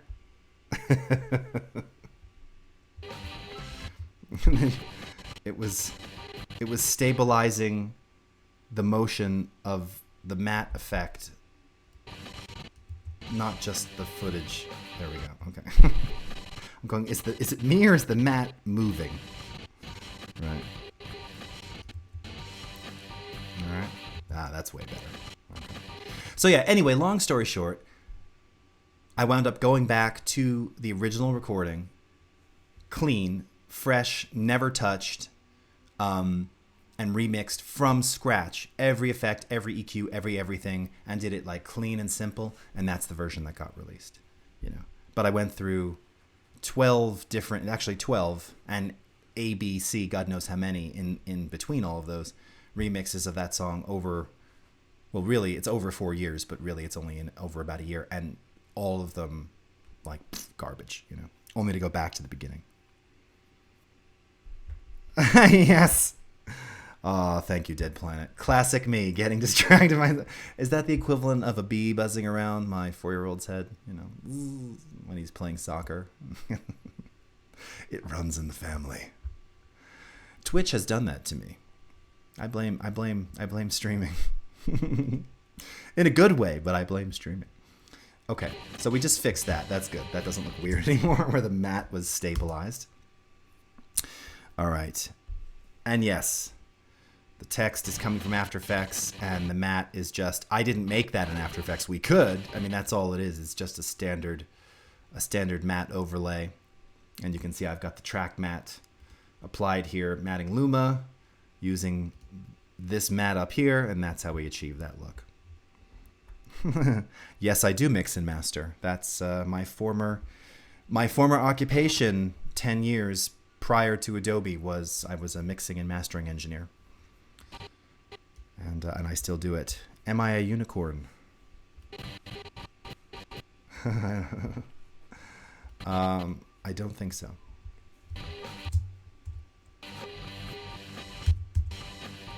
I don't really know, though. All right, that's starting to look nice to me. Okay, now, one thing, however, is that does not have the same grading. So And it's funny, I actually kind of like that, but I think it's going to break the look if we don't keep the same. So I'm going to copy the grading attributes here. Let's paste them here. Lumetri color.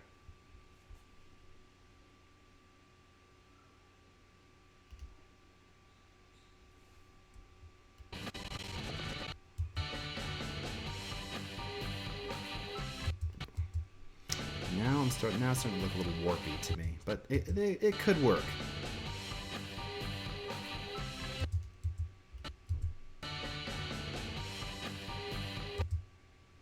It could work. Drop our highlights a little bit here. Okay.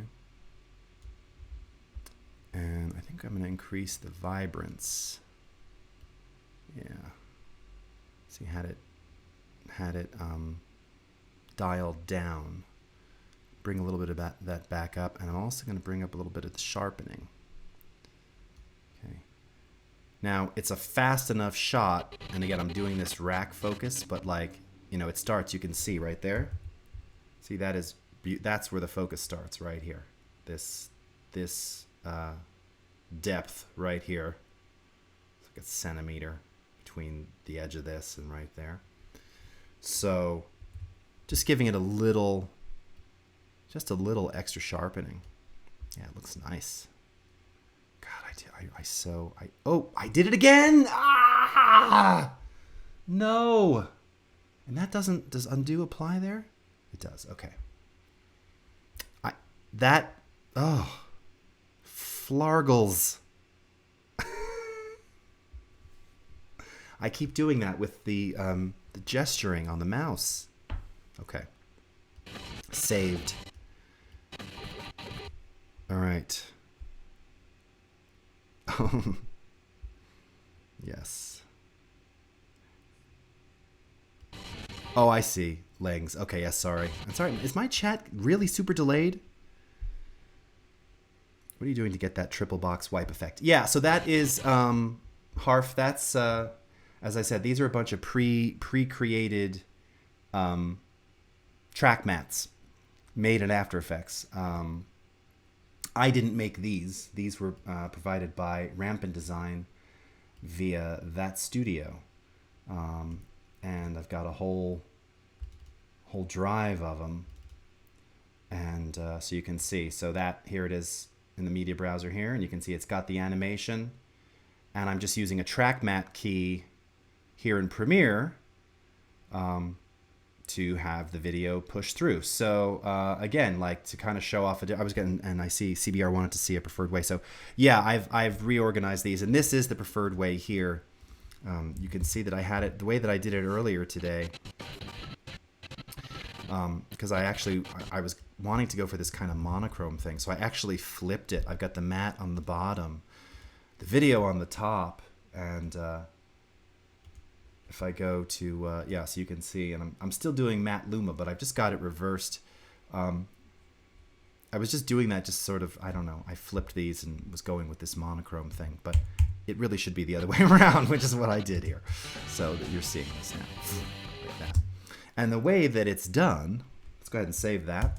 That looks super good right there. Now I'm thinking that Moog logo still needs to come down, or I have to move. I mean, this is perfectly centered, so yeah, the logo is going to have to still come down just a little bit more. It's also, now that I look at it, a little more, it's rotated. I mean, I'm also rotating it in the wiggle. That actually looks kind of straight. I'll have to see. It may not be totally straight. Okay, but let's go ahead and do one of those. Let's do a track mat. So basically, we can start with a piece of footage. Let's go to our media browser. And, or here, I'll just grab one that's already here, and you know what? Oh my God. New media browser panel much? Yeah, this is a feature we added a while ago. Very useful. You can have multiple media browsers open. Makes sense, right? So this one's got the mats in it. This one has footage that I want. So let's go to our Moog Vintage and go back to Moog Media here. So So I'm just going to pick one of these shots. Okay, well here we'll pick. Yeah, actually I could just pick one of the existing shots. What difference does it make? Sorry, talking to myself. Okay, so this is the shot that we just grabbed a short while ago. Let's go ahead and put this in the source. And here, I'll just grab a different section of it. And in fact, I think I'm going to actually use, yeah, I'll just use this. That's fine. So here, start it here. Drag it out for a couple seconds. Drag this down here. Okay, so you've got your video here, all right, as it is. Again, I'm doing some weird rack focusy thing on this, okay? Let's go ahead and grab one of these mats. And we can pick and choose which of these we want. And again, wherever you see black, it's going to create those black overlays, those black lines over top of it. The Dallas intro.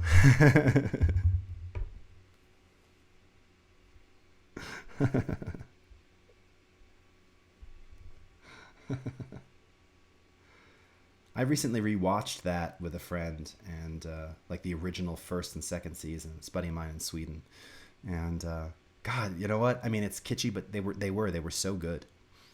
I'm just trying to find one that's kind of interesting. So like this, you know, you'd probably like pre-compose something with multiple video layers here. This is kind of neat. So let me go ahead and drag this in. Take this one. I'm just going to stick it right here. Okay. And I'll place this into the video layer on top. All right. Select the video itself, right? So now we're only seeing the mat. Select the video itself. Effects. Track mat key. Notice again, it's also 32-bit floating point, so again, you don't have to worry that you're mixing 8-bit effects. Talked about that earlier today. Come back to effects controls. Mat Luma using video 4, like that. And now as we play this back,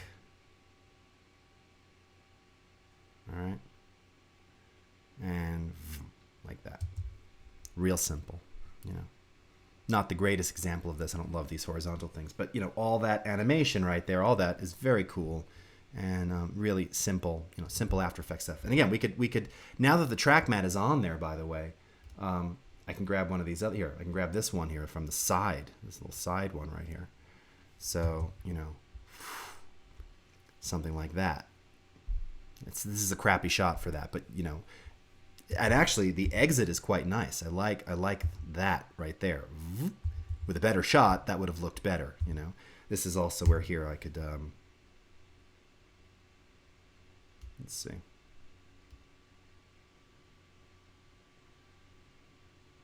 Yeah, I was trying to time these a little bit better. And I'm using the slip and slide tool there. All right, just to kind of get that slightly more in focus in that center box. All right. Pretty wicked though, right? Well, yeah, you can do multiple videos, and that's why I'm saying it would be easier to sort of pre-compose them like this and stack them, and then you could have multiple videos in each one of these animated sections, you know, masked in these kind of weird horizontal blocky ways if you wanted to keep them consistent, or just do it with one as you're seeing here. But a lot of times for like TV intros and things, you often see these with multiple clips. And like I said, the easiest way to do that is to pre-compose it, to nest, pre-compose the positioning of multiple videos, nest them, and then apply the track mat to the nested sequence. And it'll work the same, but now you'll have multiple videos filling the space. Make sense? Right-clicking. No. You mean when I picked video 4 here? Yeah, no, that was to tell it what the mat is, right? So I have to tell it where is that coming from. So and that's just looking down here. So the track mat is in video 4. Yeah. Exactly. Put different clips in there in Instant Oceans 14. And that's it. And that, again, the best way to do that is to assemble the clips. And remember, because you've got the matting, the black matting here, you don't have to work like they can be butt up against each other with the edges touching. This is going to take care of that. It's going to automatically create this divide. So you can even be sloppy in your pre-composition as long as you don't kind of exceed those boundaries, the black boundaries there, and it'll look great. Yeah.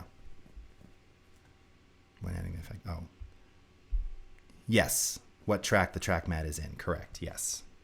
There you go. So, right. Super cool. Super easy. Used very frequently. Just because it's used a lot doesn't mean you can't use it. But it's like all things in video and audio, less is always a little more, and you can use it in this. I don't think I've ever published anything that has mats on them, so I'm allowed this one, and I can use it a few times. Now, the next edit that I do, right?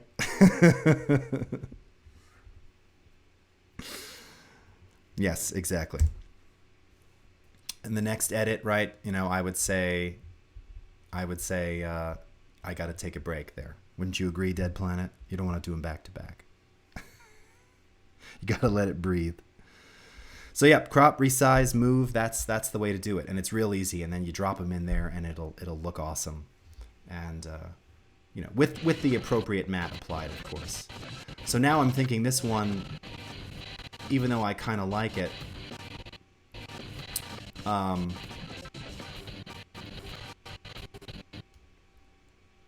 I don't know. It's not consistent enough. So I'm going to take, everything in moderation. Yeah. I'll take some time to think about that. And really the last piece here that, I wanted to tackle though was, so we had like a couple of these sections where I was using, some of these overlays, and again, just coming off the drive here, it's, and this one is, I don't know what that's doing. It's got this weird, what is this weird side flicker thing? All right, whatever that is, I don't like that. So I need to change that right away. So once again, I could open up a third or fourth browser window. I hate having to click through all these things lately. Like I said, this is what I was talking about before. Working with multiple monitors, I'm not a multiple monitor person. I use in one and enjoy that. But I'm thinking I may have to start doing that. Okay. So what do we want here? Scratches. Really just something basic. See, a lot of these have a lot of vignetting and like way too many blotches. Actually, I think I like the stuff in the 20s. Oh, maybe not. These look like way old school. One 32-inch 5K screen. Yep, that would do it. Because this is the 27. So yeah, I think a 32-inch 5K would be sufficient, Carlo. Yes, exactly. Film projector misaligning, and that's just it. Some of these overlays have that, and it's not looking good in this shot. Some, and again, you can see like here, some it's just a little too much.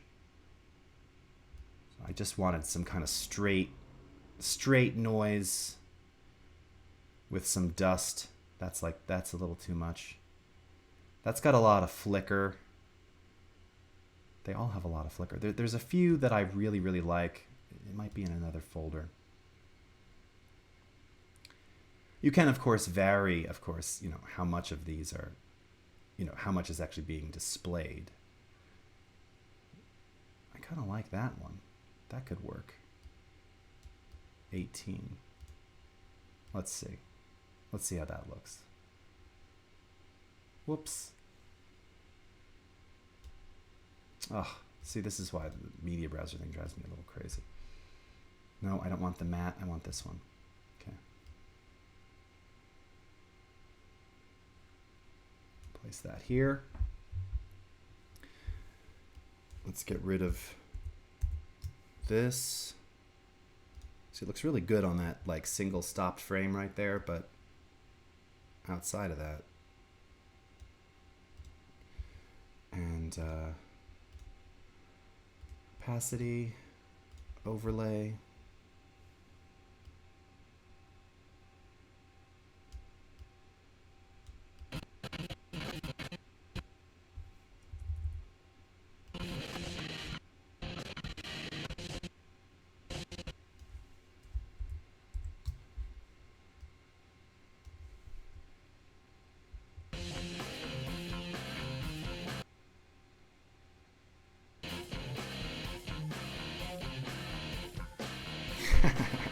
Now that's maybe a little too retro. You know, I'm not worried about Spielberg turning it down. It kind of works a little. It's maybe a little too much. So, you know, again, I also don't need 100% of that either. Could probably get away with like 59%.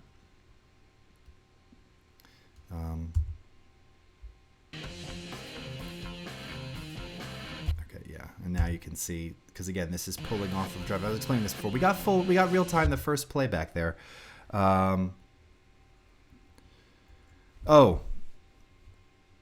Emma is asking about title safe, action safe. Sorry, I didn't see that. Yeah, so it does. It comes out of old TVs with big butts, as Dead Planet. Yeah, so primarily here, you know, if you've got titles, you'd use this as a guide, and you still do. Title safe, action safe. The action safe is more for like, you know, you can think of it with like DVD and Blu-ray access. So particularly it was especially important in the pre 16:9 days, because you had to really conform to these things. Because if you had you know, a button and you had a hover over state, and it was like it didn't fall within these guidelines. Oftentimes, yeah, your menu, like you said, some of your games would get cut off. Yeah, they'd be cut off, and you wouldn't see everything. You wouldn't see all the text. I remember I actually did a video. I had to put together a birthday video for someone very quickly. I'm like, oh, we need a montage and all this stuff, and I had to make it. This is over 10 years ago, and I had to make a DVD, of course, because there wasn't, you know, couldn't watch it on YouTube at the time. It was too big to upload or whatever. The quality was crummy. So did it standard definition, DVD, regular, not even Blu-ray, and did it real fast, and it was widescreen, and I wasn't designing it with the guide, so I was creating buttons and dragging them like along the bottom, knowing that this was the case, but I wasn't, and I probably didn't go to the edge, but I was outside of the action safe, and you know, that's it. I mean, like, all these things were cut off, and I was so annoyed the text was cut off, and you know, yeah, you know, that's it. But yeah, so that's why they're there, and that's why you've got them in After Effects as well.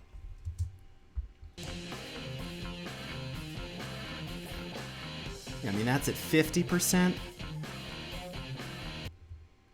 I mean, it's definitely retro-y.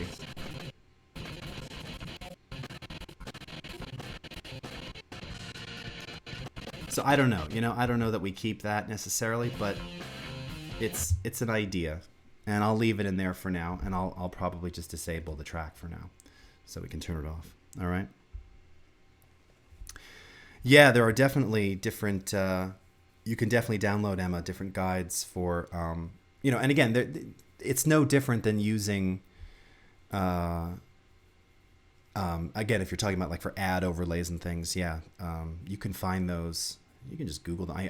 There's a guy I remember. There was one editor who like had all these different layouts for where those ads and banner type things appear, and had some great guides for like lower thirds, where the lower third should be, where it should be on the screen. You know, if you don't go all the way to the bottom, like how graphically you want to set it, lay it out. So yeah, that would be great. I don't know if CBR, if you have to allow links or not. If you do have it though, Emma, let CBR know. She can enable you to post that link. Okay, so on that note, dear friends. We've made even more progress today. It's almost 6 p.m. my time, so I am, and I think now I've been streaming, I don't know how long this last stream was, so I think I've been streaming like, is it more, 2 hours? Almost 6 hours today? Wow, I feel like I got some new Twitch stripes. You know? So really the next step is going to be color grading this footage here, and this should be fun because, like I said, this is the oldest content in this whole collection. So I shot this, I was doing this Galaxian Pac-Man thing years ago, and okay, uptime, okay, no bots. Oh, sorry, Dead Planet. Yeah, nice, Emma. So this will be fun because, again, like, none of this stuff's been treated. This was shot, I don't even know, at least 3 years ago. And it just sat on the cutting room floor for all this time. I shot it thinking I was going to do this little doc when I got these machines restored, and then never did it. But, you know, again, now this, you can see it. It was not shot flat at all. So, oh, and that one I was going to say, this will probably bring up a little too much noise. There's still a bit of noise in there. But it would be a good starting point to kind of flatten this and then, again, kind of continue on leveraging one of these. Yeah, what we're using before. Blue ice or blue intense. Oh, blue steel. Yeah, see, blue steel in this is killing a little too much of that. A little too much of that background. That's kind of nice, albeit super, super filmy saturated. Now, getting all this noise in there too, which is a little troubling. It doesn't really bother me, though, to be honest with you. And if I do a little faded film, see that now? So again, it kind of gives you this faded, lower contrasty look. That's not bad. Now, this has got stabilizer and Lumetri on there now. If I wanted to actually knock out that noise, and maybe I try this now and just give it a shot, and we'll end it here. Oh, Galderama. Well, hey, thanks so much for sticking around. Appreciate you being here after midnight. Yes. That's right, the thirds. So this effect here, reduce noise, is from Neat Video Noise Reduction. And probably want to place this, well, it was introduced after Lumetri, so I'll place it there. If you haven't ever heard of Neat before, they are amazing. They've been around for years. They've supported Premiere and After Effects for years, as well as Final Cut and Avid. And it's as simple as you saw. I just drew a uniform square on an area that was very noisy. In fact, I usually try and find darker, you know, sort of shadow and mid-tone noise, because it tends to fix those and again give you very good results on the highlight style noise that it, you know, may or may not be present. Choose auto profile, go into noise filter, and I mean, just like that, it's like it's gone. It's knocked it out just with defaults. And then I can do a little post noise reduction sharpening just to kind of bring back a little of that detail. You know, again, I can back off some of the luminance and you can kind of see it slightly starting to reintroduce. Again, this clip is fairly short, and here's, you know, before. Take a look here. You can really see what's going on there. And after. And it's just nicer. It's a lot smoother for after. Now, the only downside with this is that this will not play in real time, of course. So might be an opportunity here to just render some of those. I can render this one section for now. Render the effects in the work area. And just to be able to see the noise reduction in real time. And it shouldn't take too long. Yeah, that's pretty quick. All right, so give that just a second just to see what that looks like. Now, again, I'm just doing test grades here, but I kind of liked this. I don't even know. I don't even know that we'll keep this one. I don't know that I need to pump up the highlight so that it fits a little better with the others. But just on the surface, though. Let's see. And of course I'm playing it at quarter res. I'm going, why does that look noisy? Yeah, now because the stabilizer is engaged here, it's smooth, but ultimately it's not, I don't know, it didn't really do much. It didn't make it look necessarily better. Here it is before. Yeah, I mean, a little bit. It's not spectacular. So again, this is where I may actually just wind up going back here. Oh, I did that again. This is another gesture. And readjust. Oh, did I just do that? Readjust some of the settings here. So in fact, what I'm actually just going to do now, we'll just take this back to normal. Let's get rid of reduce noise, get rid of lumetry. We'll leave warp on there for now. And we'll come back to revisit this another time. So, all right. Color correcting and mastering are similar in concept. I would say grading and mastering are similar in concept. I mean, color correction for stills, yes. Grading for video and mastering for audio. Yes, it is essentially the final stage before delivery, right? So after you color correct individual clips, you grade, or it doesn't even, you may wind up grading individual clips too, but yes, the grade is kind of the final color treatment. Mastering is the final audio treatment, which involves compression, limiting, hard limiting, reverb sometimes, often stereo expansion. Yeah. And Emma said it right there. Yes, they bring the final result together in look or sound. Exactly. So really the final step, but I would say grading specifically if you're going to be focusing on video. And sweet.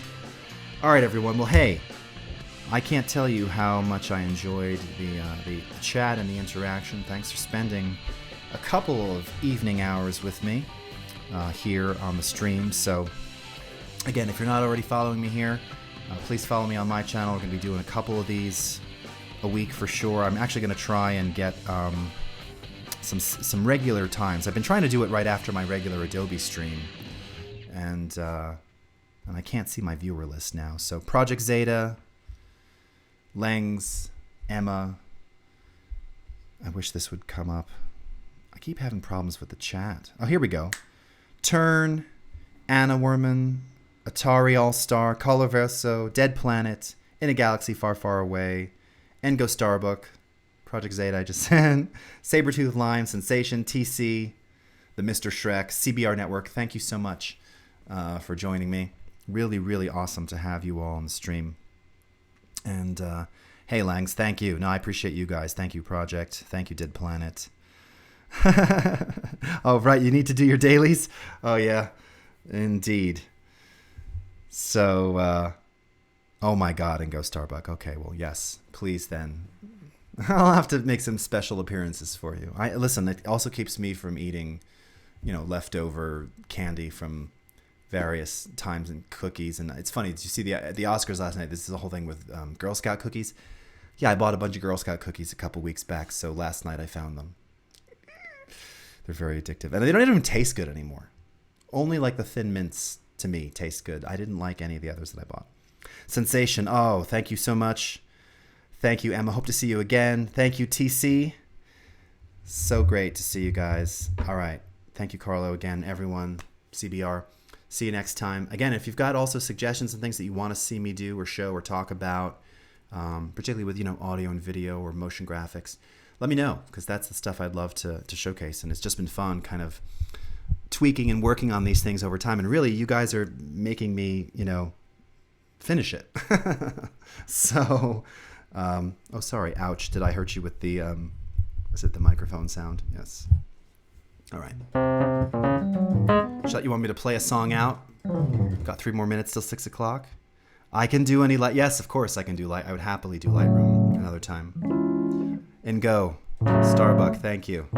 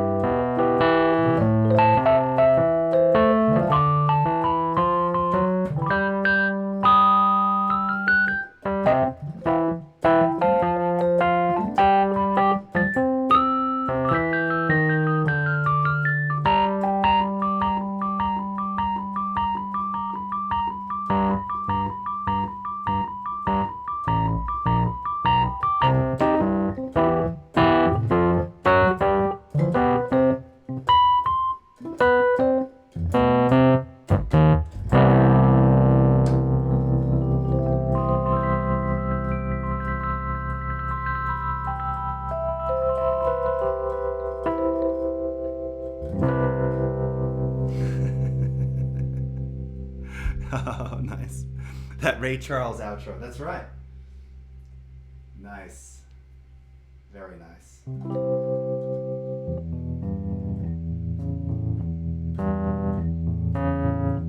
Oh, yes, thank you. I even moved the chat, CBR.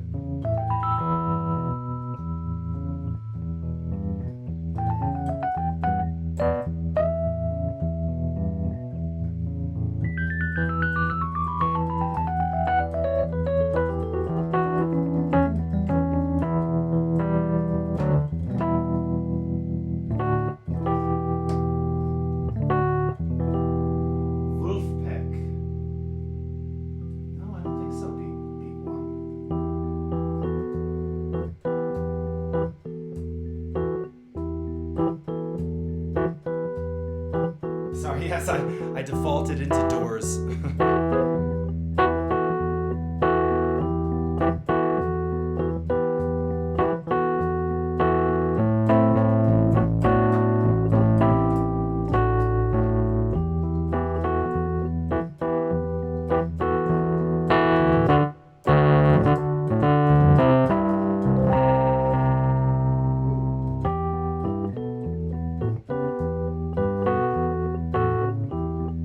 Oh, thank you, Legs.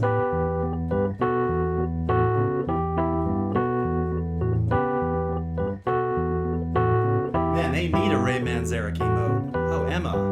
Oh, yeah. Excellent. Excellent comment there.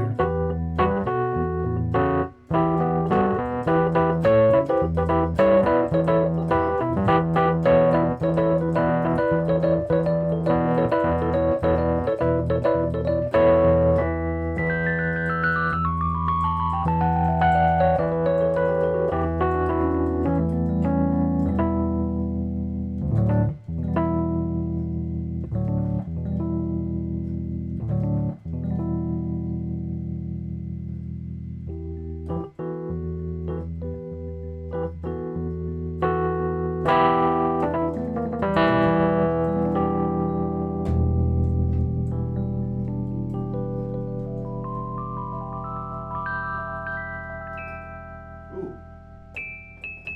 Oh my god, it's actually out of tune. It's actually the sample is out of tune. That's genius. Dancing to classics confirmed. Ah, there you go. Very nice. Oh, and Megan is chair dancing. Very, very good. All right. One last Doors thing, because I got to eat. Let's see. Oh, how about this one? This is a good one. Oh, I haven't played this in forever.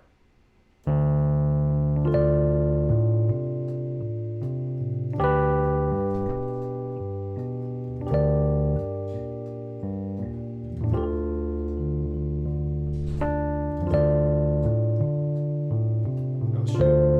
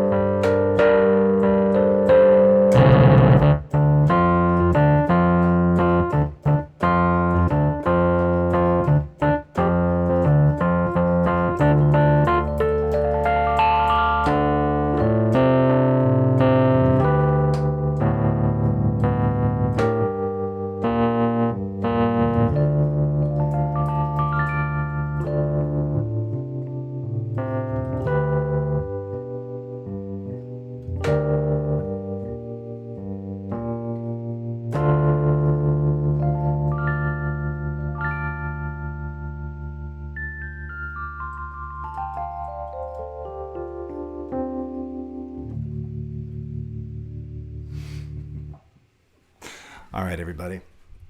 That's it for me. Thank you so much for hanging out. Thank you, CVR.